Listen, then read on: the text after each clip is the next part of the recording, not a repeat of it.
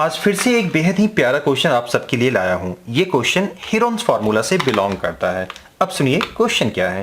Question के accordingly एक triangle होता है जिनके तीनों साइड्स की लेंथ दी हुई है 2 सेंटीमीटर, 3 सेंटीमीटर, 7 सेंटीमीटर। सेंटीमीटर मैंने नहीं लिखा है, तो सारे के यूनिट सेम है, वो चाहे सेंटीमीटर में हो या मीटर में हो या आप सिर्फ यूनिट्स बोल दो। बस इतना ध्यान दीजिएगा, सबकी जो यूनिट है ना वो सेम है, अलग अलग नहीं है। मतलब कि ये सेंटीमीटर में है और ये मीटर में है, ऐसा नहीं है। सबकी यूनिट आपको सेम ही लेनी है। अब देखिए हीरोन्स फार्मूला के हेल्प से इसकी एरिया फाइंड करते हैं, फिर आगे देखिएगा किस पॉइंट पे आकर के हमें कुछ नया सीखने को मिलता है।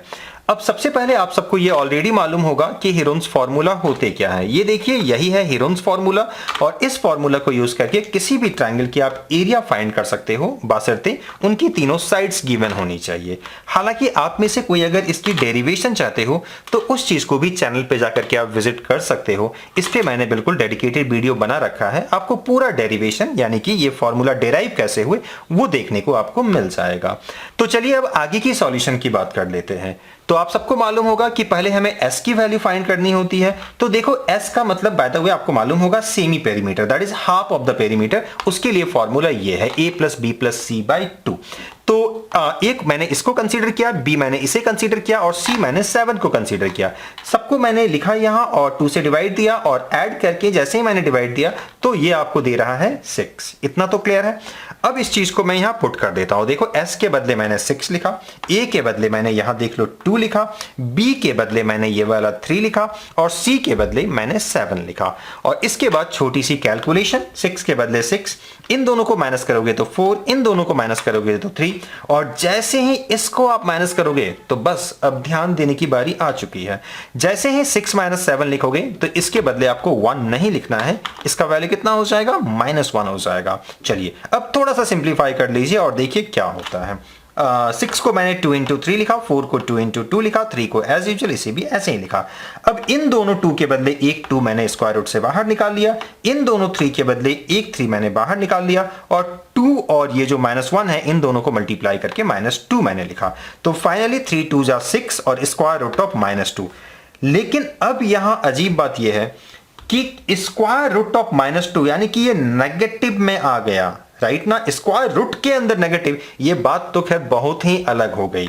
इनफैक्ट एरिया तो कभी नेगेटिव में आ ही नहीं सकता है। क्या कोई ऐसा ट्रायंगल दुनिया में होगा जिसकी एरिया -4 सेंटीमीटर स्क्वायर हो? ये तो किसी भी कीमत पे मुमकिन है ही नहीं। तो यहां तो स्क्वायर रूट के अंदर नेगेटिव में आ गया। हालांकि स्क्वायर रूट के अंदर नेगेटिव साइन ये बहुत ही अलग कंसेप्ट की तरफ हमें ले जाता है। हालांकि ये वीडियो मैं क्लास 9th और 10th के बच्चों के लिए बना रहा हूं, और जब आप क्लास 11th में जाओगे, 12th में जाओगे तो वहां आपको जानने को पढ़ने को मिलेगा इमेजिनरी नंबर के बारे में, जहां आयोटा वगैरह के बारे में कंसेप्ट दिया जाएगा। हालांकि उस पर भी डेडिकेटेड वीडियो बना हुआ है और इस तरीके से मैंने डिजाइन किया है उस वीडियो को कि 9th और 10th के बच्चे देख सकते हैं उस वीडियो को, और खास 9th और 10th वालों के लिए ही मैंने उस वीडियो को बनाया है। तो आप अगर इस लेवल में भी चाहते हो कि थोड़ा सा एडवांस कंसेप्ट को देखना, सीखना, जानना, तो उस वीडियो को भी वॉच कर लीजिएगा। चैनल पे जाकर के सर्च कीजिए कंसेप्ट ऑफ इमेजिनरी नंबर या फिर आयोटा, ठीक है। तो वहां square root of negative number के बारे में बात होगी।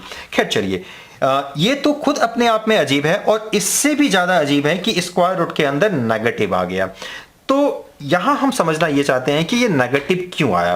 तो चलिए अब इस चीज को मैं डिस्क्लोज करता हूं कि नेगेटिव आने का वजह क्या है, राइट ना। तो ये नेगेटिव इसलिए आया क्योंकि दुनिया में इसका जवाब काफी सिंपल है, क्योंकि दुनिया में ऐसा कोई ट्रायंगल एग्जिस्ट ही नहीं करता है जिसके साइड्स 2, 3 और 7 हो। जब आप सच में प्रोटेक्टर कंपास वंपास लेकर के बनाओगे ना, तो ऐसा कोई ट्रायंगल एग्जिस्ट ही नहीं करता है दुनिया में, या फिर आप कोई ट्रायंगल ऐसा बना ही नहीं सकते हो जिसके साइड्स 2 हो, 3 हो और 7 हो। सबको आप सेंटीमीटर में लो या फिर मीटर में लो या फिर किसी और यूनिट में लो, लेकिन सेम ही लेना, राइट ना।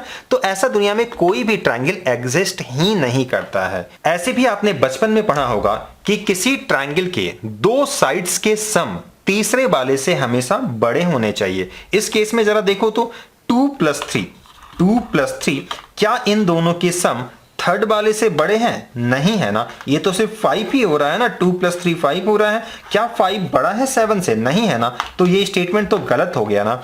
बस इसलिए यहां जो आंसर आ रहा है ना वो नेगेटिव में आ रहा है। तो फाइनल स्टेटमेंट आपका ये हो सकता है कि दुनिया में पहली बात तो कोई ऐसा ट्रायंगल एग्जिस्ट ही नहीं करता है जिसके साइड्स 2, 3 और 7 हो सके, क्योंकि हम ऑलरेडी जानते हैं कि sum of two sides of a triangle is always greater than the third side. तीसरे वाले जो साइड है उससे हमेशा ये बड़ा ही होगा। ये बात आपको मालूम होना चाहिए और अच्छी तरीके से नोट डाउन कर लीजिए। कई बार ऐसे क्वेश्चंस एग्जाम में पूछे जाते हैं, क्लास में टीचर आपसे पूछ सकते हैं और बच्चे वहां हैरान परेशान हो जाते हैं। एक्चुअली वो बार बार अपने कैलकुलेशन को चेक करते हैं। बच्चे ये समझते हैं कि कहीं हम कुछ गलती तो नहीं कर रहे हैं, लेकिन यहाँ गलती आपकी बिल्कुल भी नहीं है। और यहाँ प्रॉब्लम क्या है ये तो मैं ऑलरेडी आपको समझा चुका हूँ। तो आई होप इस वीडियो में कुछ खास आपको सीखने को मिला होगा। फिलहाल के लिए इस वीडियो में इतना ही। मिलते हैं फिर किसी वीडियो में, तब तक अपना ख्याल रखिएगा। Thank you.